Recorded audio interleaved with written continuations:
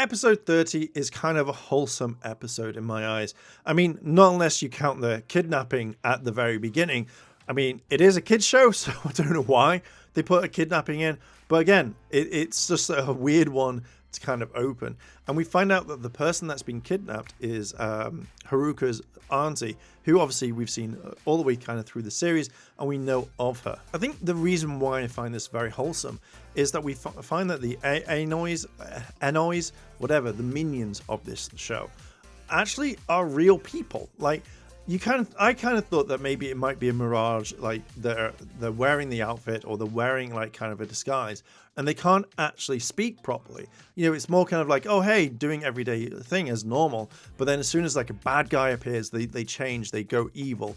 So seeing the Enois actually become quite normal really made me kind of think, oh, this is nice. So obviously as Haruka and everyone is like, no, we must get my auntie back. We need to find them.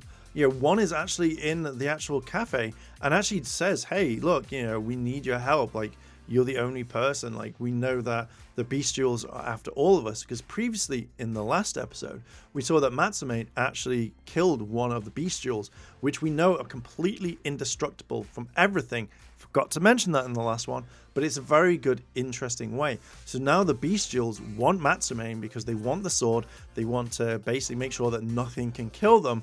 And this is the only way, which then makes me now think that it's going to be a massive power-up, that maybe it goes into something that can actually defeat them, or maybe Matsume sticks about to the very end to actually defeat everyone. So yeah, there's quite a lot of stuff going for that one. So yeah, I kind of wanted to bring that up.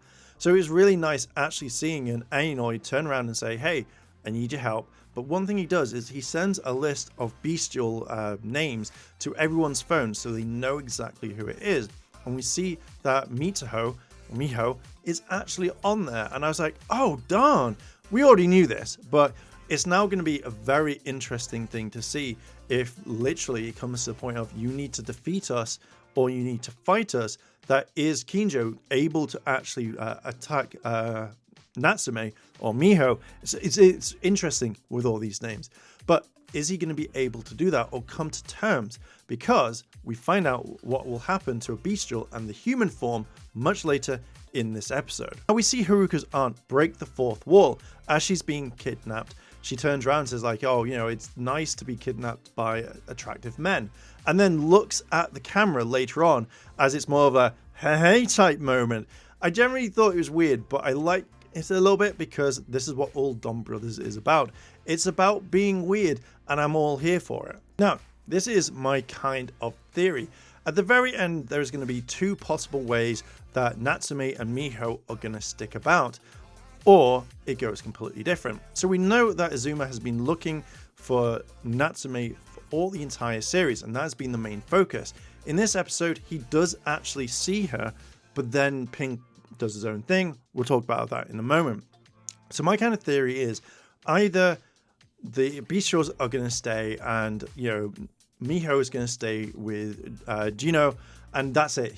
They are going to stay together. But Izuma goes off with Sonoe, which would make kind of perfect sense because it has been kind of flaunted that, you know, she likes him, she's always there for him, and she's not literally always attacking like we've seen at the very beginning, and she's keeping his secret that he is obviously the, you know, Donbrothers, that he is in that one, and he's the dog.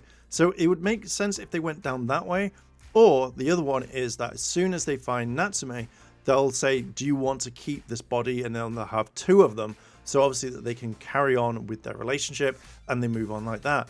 It's going to be interesting if literally Natsume leaves Kijo and goes straight over to Azuma. Again, lots of names.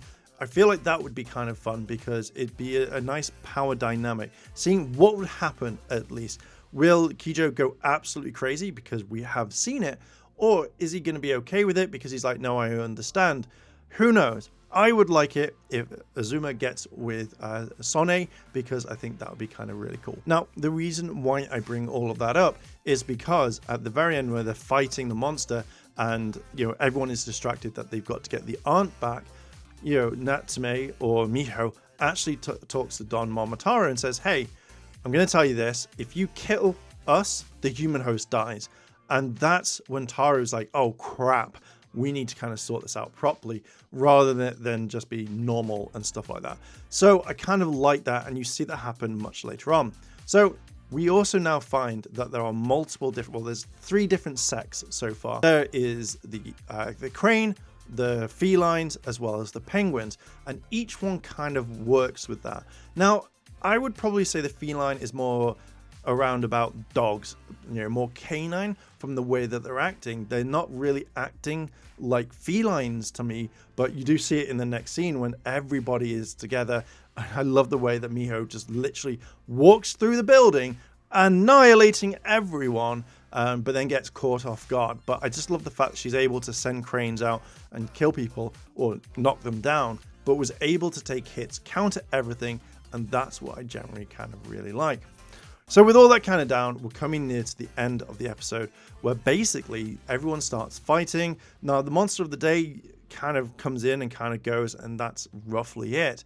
But when watching this, I generally was more interested in knowing more about the bestials because they attack everyone. They absorb aeons or whatever you call them, so that they can sustain life. And that's the reason why they kidnapped Haruka's aunt, so things could go smoothly, that they could give Matsumain to whoever, or that they could defeat them all. So I kind of see the reason why. I think coming to the end of the episode, it's interesting that Kijo runs straight to Miho and helps her and says like, oh my god, like what have you been doing? And Inazuma, he looks at her and goes, oh shit, that's her. What's he doing with her? And I think in the next episode, they do actually kind of like talk about it and they go for it. So I'm kind of interested and very invested in seeing everything that's going on. But yeah, I really can't wait for next week's episode because it looks pretty decent. And now with all the new stuff that we're seeing, the power-ups and all that, coming near to the end, I really hope they go to 46 episodes because I think that would be absolutely fantastic. It's a great series so far. But now that we have all the information, new suits, new designs and stuff like that, and also knowing what the new Sentai name is, I'm very much looking forward to this.